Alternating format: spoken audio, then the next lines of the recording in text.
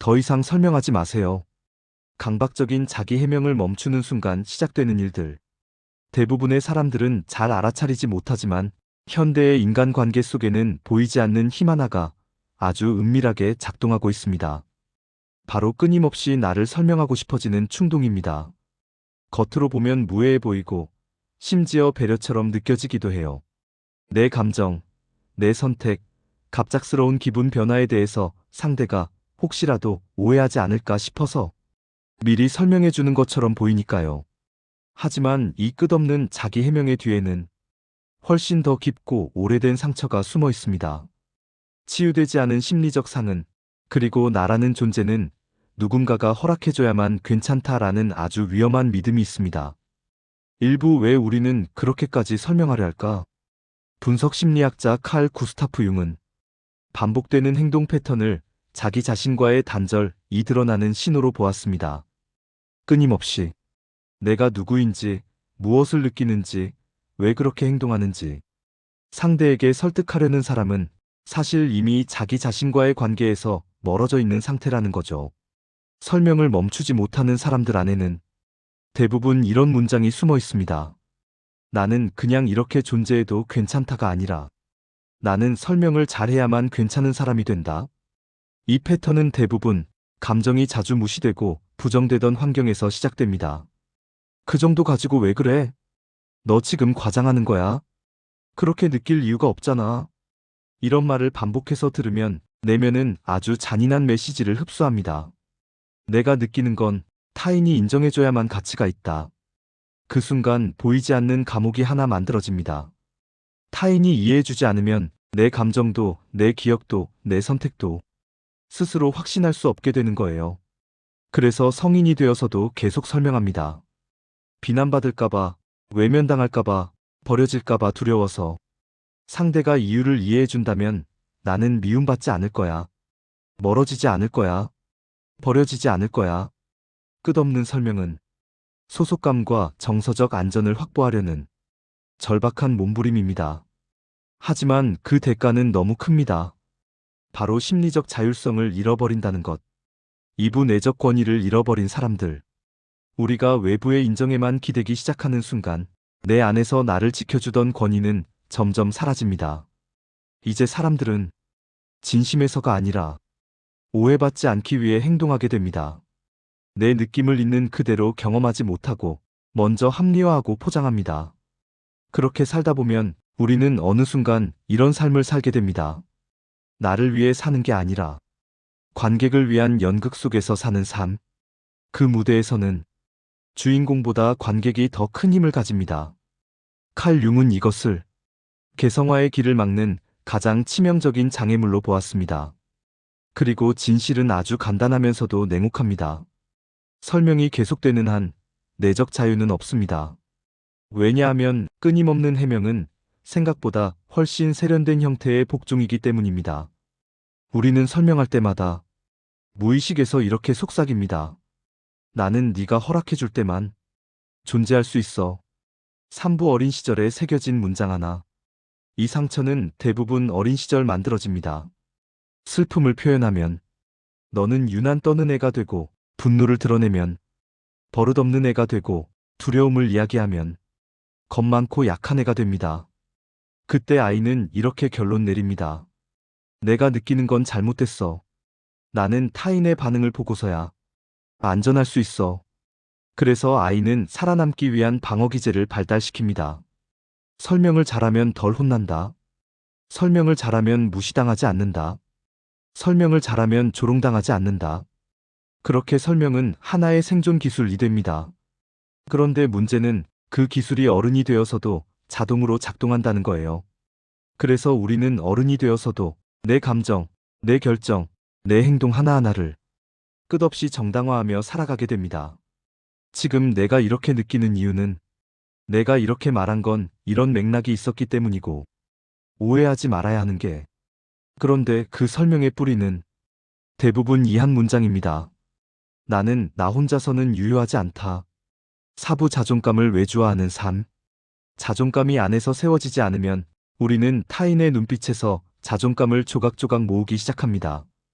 저 사람이 나를 괜찮다고 봐주는지, 내 감정을 과하지 않다고 인정해주는지, 내 선택을 이해해주는지, 이걸로 나의 가치를 매일매일 평가하게 되는 거죠. 문제는 이 과정이 대부분 의식적으로 보이지 않는다는 거예요. 그래서 사람들은 자기 해명을 습관처럼 반복하면서도 그게 얼마나 자신을 소모시키는지 잘 모릅니다. 하지만 그 안에는 언제나 이런 두려움이 숨어 있습니다. 내가 있는 그대로면 거절당할지 모른다. 융은 말했습니다. 우리는 언젠가 반드시 이 내적 구조와 대면해야 한다. 그렇지 않으면 우리는 부모, 교사, 그리고 각종 권위적 인물의 기준을 그대로 안고 살아가게 됩니다. 결국 타인의 기대를 충족시키는 거울로 남을 뿐 내 삶의 저자가 되지 못합니다. 끊임없는 자기 해명은 결국 자기 배신입니다. 내 진실을 팔아서 남에게 맞추는 행위니까요. 오부 침묵은 회피가 아니라 권위다. 그렇다면 치유는 어디서 시작될까요? 바로 이 지점에서 시작됩니다. 나는 더 이상 내 존재를 허락받기 위해 설명하지 않겠다. 당신의 감정은 설명이 없어도 그 자체로 충분합니다. 정당화하지 않아도, 논리적으로 증명하지 않아도 이미 당신 안에는 존재할 자격이 있습니다. 하지만 이 깨달음은 절대로 고통 없이 찾아오지 않습니다. 우리가 설명을 멈추고 침묵 속에 머물기 시작하면 그 침묵은 처음엔 아주 불편하게 다가옵니다.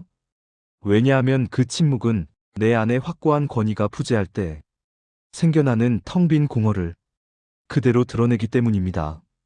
그래서 융은 심리학의 중요한 기둥 중 하나로 내적 권위의 구축을 강조했습니다. 설명을 멈추면 우리는 곧바로 이런 두려움과 마주합니다. 버려질까봐, 비난받을까봐, 쌀쌀맞게 보일까봐, 이기적으로 보일까봐 두려운 마음들. 그래서 개별화의 과정은 종종 내면의 사막을 건너는 일에 비유됩니다. 처음으로 죄책감 없이 아니요라고 말하는 순간 생각이 바뀌었을 때, 길게 변명하지 않고 생각이 바뀌었어라고 말하는 순간, 대화를 끝내면서도 굳이 부연 설명을 달지 않는 순간, 그때 우리는 비로소 깨닫습니다. 존재하기 위해 누구에게도 빚지지 않았구나. 육부 내적 권위를 가진 사람들의 말투. 내적 권위를 키운다는 것은 무뚝뚝해지고 말없이 벽을 쌓는다는 뜻이 아닙니다.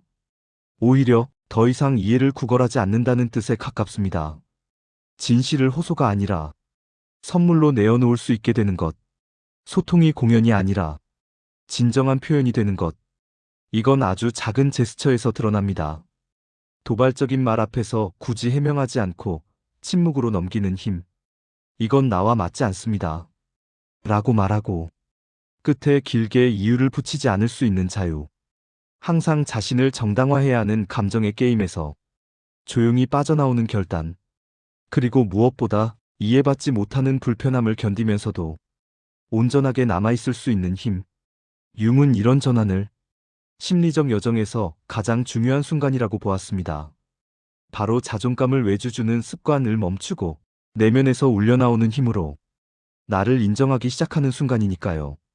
7부 침묵이 관계의 구조를 바꿀 때 재미있는 건 당신이 변명을 멈추는 순간 가장 먼저 바뀌는 것은 세상이 아니라 관계의 구조입니다. 당신의 불안에서 이득을 보던 사람들, 당신이 늘 먼저 사과하고 먼저 맞추고 먼저 양보하던 패턴에 기대 살던 사람들은 점점 불편해집니다. 왜냐하면 그동안 유지되던 보이지 않는 권력 구조가 무너지기 시작하기 때문입니다. 당신이 설명을 멈추는 순간 그동안 맺고 있던 여러 관계들이 다시 정렬되기 시작합니다. 어떤 사람은 자연스럽게 멀어질 겁니다. 하지만 그것은 당신이 잘못하고 있다는 신호가 아니라 이 관계가 이미 불균형 위에 서 있었다는 증거에 가깝습니다. 당신의 침묵은 강력한 필터가 됩니다. 누가 진정한 친밀감으로 곁에 있었는지, 누가 당신을 조종하기 쉬워서 곁에 있었는지 천천히 드러나기 시작합니다. 이 단절은 벌이 아니라 진정한 해방입니다. 8부 진정성은 설득하지 않는다. 진정으로 통합된 사람들은 설득하지 않습니다. 그들은 소통하고 표현하고 때로는 분명하게 말하지만 자신의 존재 자체를 증명하려 들지는 않습니다. 이미 알고 있기 때문입니다. 나는 충분하다. 누군가가 끝까지 반대하더라도, 그래서 중심이 선 사람은 말을 많이 하지 않아도 공간의 분위기를 바꿔놓습니다. 설명과 해명, 장황한 논리 대신 그냥 그 자리에 있는 것만으로도 어떤 메시지가 전해집니다. 나는 나를 배신하지 않겠다. 나는 나의 감각을 믿는다. 나는 더 이상 나를 깎아내리는 방식으로 남을 만족시키지 않겠다. 세상은 결국 자기 자신을 존중하는 사람을 더 깊이 존중하게 되어 있습니다. 구부 설명하지 않기로 한 날부터 달라지는 것들. 한 사람이 변명을 멈출 때 정말 많은 것이 바뀝니다. 내부만이 아니라 주변 환경까지도. 마치 새로운 주파수가 송출되기 시작하는 것처럼요. 더 이상 나를 이해해달라. 애원하는 태도가 아니라 나는 내가 누구인지 알고 있다. 나는 네 허락이 없어도 괜찮다. 라는 진동을 발산하게 됩니다. 그러면 세상은 그 주파수에 맞게 반응하기 시작합니다. 불균형한 관계는 당신에게 더 이상 의미가 없게 됩니다. 과거에는 조용히 복종하고 예측 가능하고 쉽게 통제당하던 역할을 했다면 이제는 그 역할 자체를 더 이상 맡을 수 없게 됩니다. 그래서 싸우지 않아도, 큰 소리를 내지 않아도 관계의 구도가 바뀝니다. 침묵이 말해주기 때문입니다. 나는 여기에 맞춰지기 위해 있는 사람이 아니다. 나는 존재하기 위해 여기 있다. 10부 이제 당신에게 드리는 초대. 이제 당신에게 묻고 싶습니다. 당신이 가장 자주 반복하는 변명은 무엇인가요? 내가 예민해서 그런가 봐. 내가 너무 과하게 느끼는 거지 뭐. 원래 내가 좀 불편한 사람이야, 괜찮아. 혹은 이미 마음 깊은 곳에서는 그만두어야 한다는 걸 알고 있는 변명. 하지만 아직 습관처럼 붙들고 있는 변명은 무엇인가요? 그것은 아마 당신의 감정일 수도 있고, 당신의 경계일 수도 있고, 당신의 삶의 방식일 수도 있습니다. 오늘 그것을 조용히 적어보세요. 이건 단순한 기록이 아니라 인생의 방향을 틀 수 있는 작은 전환점이 될 수 있습니다. 마무리 더 이상 설명하지 마세요. 우리는 모두 상처를 받았던 경험은 있지만 상처받은 사람으로 살아갈 필요는 없습니다. 그 경계를 가르는 첫 번째 선택이 바로 설명을 멈추는 것입니다. 남을 설득하기 위해서가 아니라 나를 지키기 위해서, 관계를 유지하기 위해서가 아니라 나를 버리지 않기 위해서. 그래서 이 영상의 제목은 이렇게 말합니다. 더 이상 설명하지 마세요. 당신은 이미 충분합니다. 그것을 누군가가 증명해 주어야만 사실이 되는 건 아닙니다. 당신 안의 목소리를 다시 자기 자리에 앉히는 것, 그게 이 여정의 시작입니다. 이 이야기들이 마음 어딘가를 건드렸다면 이제 작은 것 하나만 기억해 주세요. 오늘 하루 단 한 번이라도 좋으니까 설명 대신 침묵을 선택해 보는 것. 그 침묵 속에서 당신의 내적 권위가 조용히, 그러나 분명하게 다시 깨어나기 시작할 겁니다. 그리고 그때부터 당신의 삶은 조금씩 다른 방향으로 움직이기 시작할 거예요.